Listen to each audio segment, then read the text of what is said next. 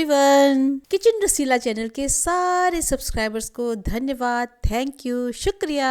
सर्दियां आते ही बाजार हरी पत्तेदार सब्जियों से भर जाता है, जैसे सोया, मेथी, चना, बथुआ, पालक, सरसों और मूली। लेकिन इन साग को साफ करना, धोना और काटना, स्पेशली जो छोटे पत्ते वाले होते हैं, बहुत टाइम टेकिंग होता है, बहुत समय लगता है। खासकर जो लोग जॉब करते हैं, जिनके पास टाइम बड़ा लिमिटेड होता है, ये वीडियो उनके लिए तो बहुत ही हेल्पफुल है। चने की साग की पत्तियां सबसे छोटी होती हैं और सबसे गंदी होती हैं। साग की नीचे की टहनी की देखिए पत्तियों को ऐसे तोड़ेंगे, ऊपर की पत्तियां ऐसे तोड़ लेंगे और हार्ड जो डंठल होता है उसको तोड़ के, ये देखिए ये वाला, उसको तोड़ के अलग कर देंगे। चने की ऊपर की मुलायम पत्तियों को और डंठल को अलग करते जाएंगे और हार्ड जो नीचे की डंठल थी उसको अलग रखते जाएंगे। देखिए हार्ड वाली डंठल कुछ इस तरीके की होती है। अब इसको धोने के लिए फ्रिज में जो सामान रखने के लिए नेट के बैग आते हैं जिसमें जिप लगी होती है, उसको लेंगे और उसमें सारे साग को रख लेंगे।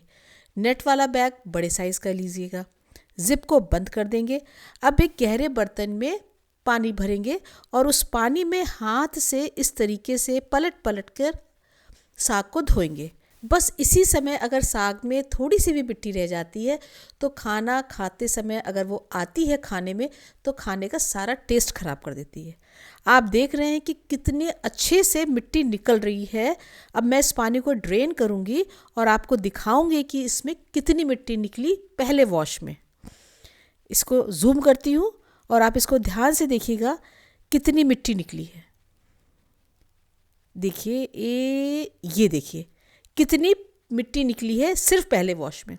अब इसी तरीके से इसी सेम प्रोसेस को हम 2-3 बार और करेंगे और पानी हमारा बिल्कुल क्लियर हो जाएगा, साग बिल्कुल क्लियर हो जाएगा।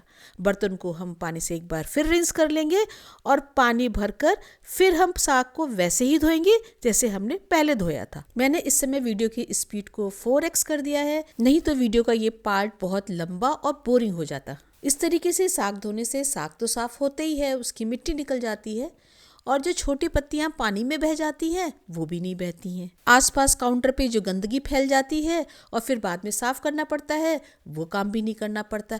तो देखिए इस प्रोसेस से आपके कितने सारे काम बच गए और काम भी कितनी सफाई से और आसानी से हो जाता है। अगर ये वीडियो आपको ज़रा सा भी यूज़फुल लग रहा हो और आपको लग रहा है कि किसी से शेयर करना चाहिए, तो आप इसको ज़्यादा से ज़्यादा लोगों के साथ शेयर कर दीजिए कि सबको इस चीज़ का फ़ायदा मिले और सब अपने घरों में खूब साग बनाए और किसी को साग बनाते समय आलस या मुसीबत न लगे। इन सर्दियों में सब अपने घरों में खूब साग बनाएंगे, खुद की हेल्थ का और अपनी फैमिली के हेल्थ का पूरा ध्यान रखेंगे।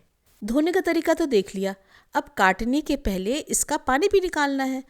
बैग को या तो किसी सरफेस पे इस तरीके से कर लीजिए या बैग को हैंग कर दीजिए, या सबसे अच्छा तरीका वॉशिंग मशीन में बैग को रखकर स्पिन बोर्ड पर वॉशिंग मशीन को स्टार्ट कर दीजिए और सारा पानी निकल जाएगा। ये देखिए मैंने स्पिन बोर्ड पे बैग को रखा और सारा पानी इसका ड्रेन हो गया और चने का साग बढ़िया साफ होके धुल के बिल्कुल सूखा हुआ काटने के लिए तैयार हो गया। हर घर में रोज इस्तेमाल होने वाली सब्जियों की जान धनिया को भी हम साफ करके देखते हैं। धनिया की सड़ी पत्तियों को निकाल देंगे। अगर पत्तियां ऑलरेडी साफ हैं तो उनको साफ करने की कोई ज़रूरत ही नहीं है। जड़ों को काट कर अलग कर देंगे क्योंकि जड़ों में ही तो मिट्टी होती है सबसे ज़्यादा। अब इनको हम फिर वैसे ही नेट वाले बैग में रखेंगे और फिर पानी से इनको धो लेंगे।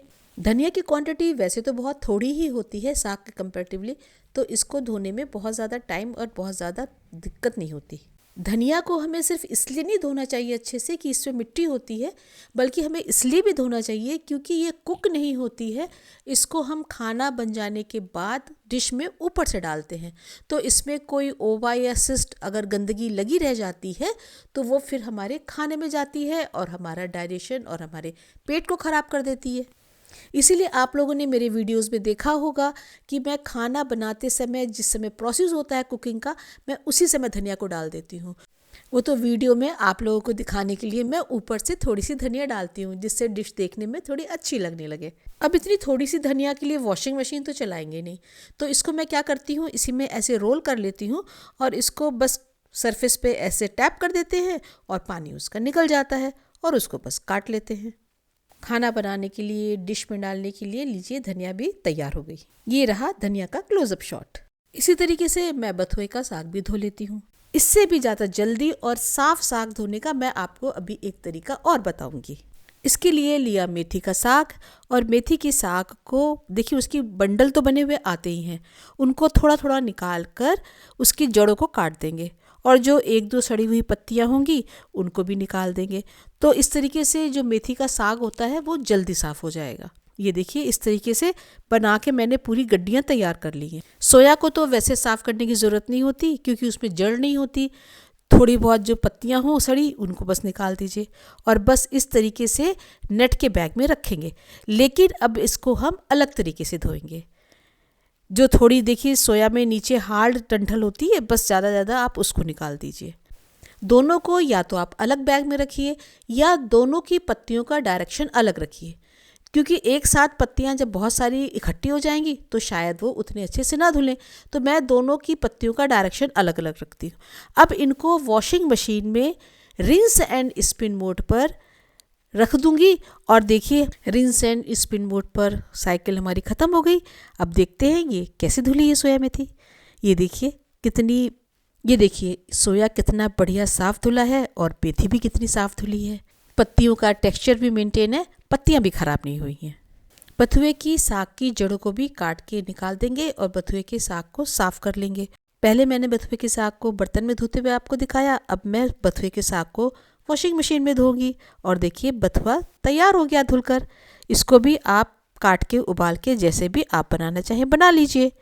ये देखिए पत्तियों का टेक्सचर बिल्कुल मेंटेन है, पत्तियां बिल्कुल, ये देखिए क्लोजअप में देखिए आप, कोई नहीं कहेगा कि इतनी आसानी से आपने बथुए के साग को धोया है। साग को काटने के लिए मैं अपना वही छोटा वाला चॉपर निकालती हूँ और साग को उसमें काटती हूँ। मेरे पास प्रोसेसर भी है, लेकिन मुझे प्रोसेसर का कटा हुआ साग उतना अच्छा नहीं लगता है जितना अच्छा कटा हुआ साग मुझे इस हैंड चॉपर का लगता है। आप खुद देखिएगा कि ये साग कितना महीन कटेगा, और सोया मेथी का साग तो जब तक महीन ना कटा हो अच्छा ही नहीं लगता खाने में, उसका फ्लेवर ही नहीं आता, उसका टेस्ट ही नहीं आता। तो सोया मेथी का साग तो महीन कटना बहुत ही ज़्यादा ज़रूरी है। बाकी साग तो आप उबाल के भी बना लेते हैं, बथुए का साग, चने का साग, सरसों का साग, लेकिन इसका साग तो आपको महीन काटना ही पड़ेगा। कितनी महीन सोया मेथी देखिए कट के तैयार हो गई है। अब आप इसको जिस भी तरीके से बनाते हो अब आप इसको बनाइए, और इसका टेस्ट देखिएगा कितना अच्छा लगेगा खाने में। इस वीडियो को ज़्यादा से ज़्यादा लोगों को शेयर करके उनकी हेल्प करिए कि घंटों के काम शेयर करने के अलावा मेरे वीडियो को लाइक कर दीजिए और इस चैनल को सब्सक्राइब कर दीजिए। अगर आप ऐसा नहीं करते हैं तो ये आपकी बहुत बड़ी नाइंसाफ़ी होगी।